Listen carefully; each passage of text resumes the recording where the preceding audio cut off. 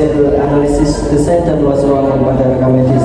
Sebelumnya, perkenalkan, nama saya Maulana Insan Habibi dengan NIM akhir 102. Saya Alifa Sadea dengan NIM akhir 004. Saya Safina Aprianingsi dengan NIM akhir 029.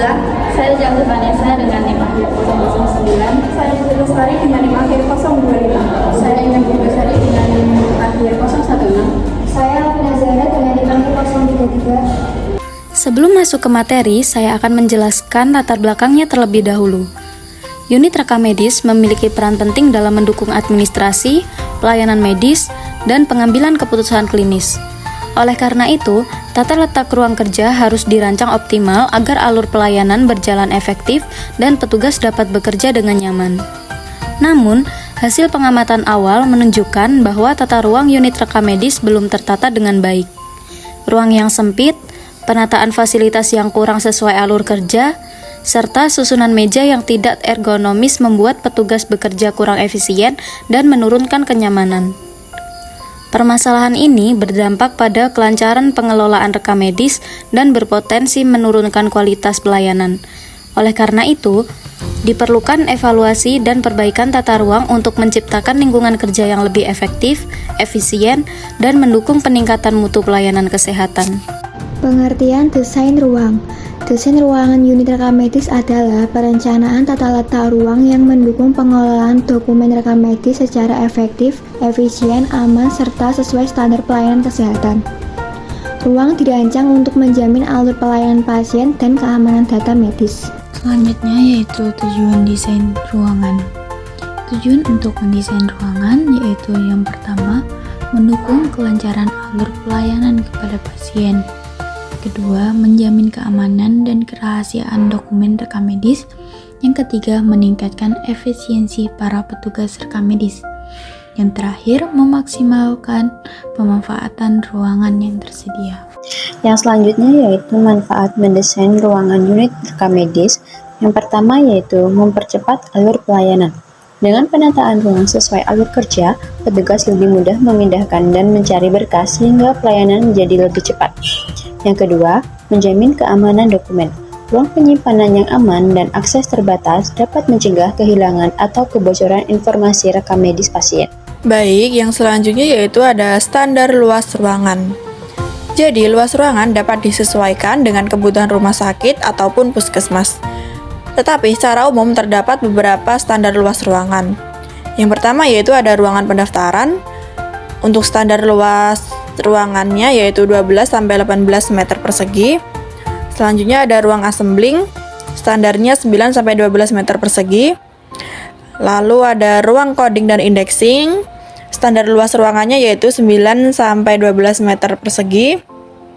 Kemudian ada ruang penyimpanan, standar luas ruangannya yaitu mengikuti jumlah dokumen yang dikelola. Lalu ada ruang kepala unit, standar luas ruangannya yaitu 9 meter persegi. Dan yang terakhir yaitu ruang tunggu. Standar untuk ruang tunggu disesuaikan dengan jumlah pasien per harinya.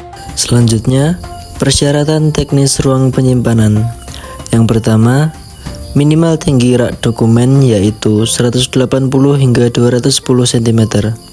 Yang kedua, jarak antar rak yaitu 75 hingga 90 cm.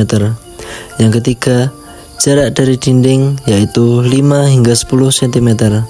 Yang keempat, suhu ruangan yaitu 18 hingga 24 derajat Celcius. Yang kelima, kelembapan yaitu 45 hingga 60%. Yang keenam, anti banjir, anti rayap, anti kelembapan. Yang ketujuh, dilengkapi CCTV dan akses terbatas. Penerapan prinsip ergonomi dalam mendesain sarana prasarana dan ruang kerja rekam medis. Yang pertama, desain tempat pendaftaran. Yang kedua, desain unit rekam medis. Yang ketiga, desain ruang penyimpanan dokumen rekam medis. Yang keempat, desain sarana prasarana rekam medis, meja, kursi, rak, dan lain-lain. Nah, kita memasuki contoh perhitungan. Contoh perhitungan ini adalah bagaimana kita cara menghitung dari kebutuhan ruang, dari kebutuhan luas ruang. Yang pertama itu bisa bisa jadi dari kebutuhan ruang itu yang pertama adalah loket pendaftaran.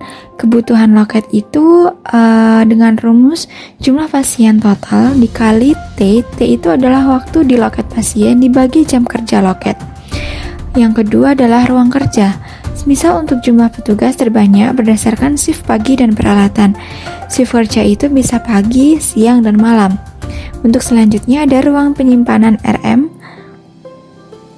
yang ditentukan sesuai dengan UU yang berlaku. Yang keempat adalah ruang lain-lain seperti gudang, dapur, toilet, dan lain-lain. Selanjutnya adalah kebutuhan luas ruang penyimpanan. Kebutuhan luas ruang penyimpanan ini tergantung jenis rak penyimpanan yang digunakan, ROP atau rak statis. Untuk langkah-langkahnya, yang pertama adalah hitung kebutuhan jumlah rak, yang kedua hitung kebutuhan luas setiap satu unit rak, yang ketiga adalah hasil perhitungan luas satu unit rak dikali jumlah unit rak yang diperlukan. Lalu ditambahkan dengan lebar gang yang diperlukan. Gang itu yang dimaksud adalah sela antara rak satu dengan yang lainnya. Ukurannya misalnya 60-90 cm. Yang keempat adalah total kebutuhan luas ruang yang ditambah, yaitu 60%. Nah, ini adalah contoh desain ruang kerja. Contoh desain ruang kerja ini meliputi ada di loket umum, terus untuk ruang satu itu pengolahan data, kasir, dan juga ruang filing. Ruang filing itu terbagi menjadi 3. Untuk yang ketiga itu adalah untuk roll opak, dan yang kedua itu adalah untuk rak-rak statis yang biasa, dan juga terdapat loket BPJS. Kesimpulannya, desain ruang unit rekam medis harus terencana sesuai standarisasi kesehatan, mengutamakan keamanan dan kerahasiaan dokumen, menyediakan ruang yang mendukung kelancaran alur pelayanan adaptif terhadap perkembangan teknologi informasi kesehatan. Dengan desain yang baik, akan mendukung mutu pelayanan dan keselamatan pasien di fasilitas kesehatan. Cukup sekian hasil analisis dan pemaparan dari kami. Apabila ada salah kata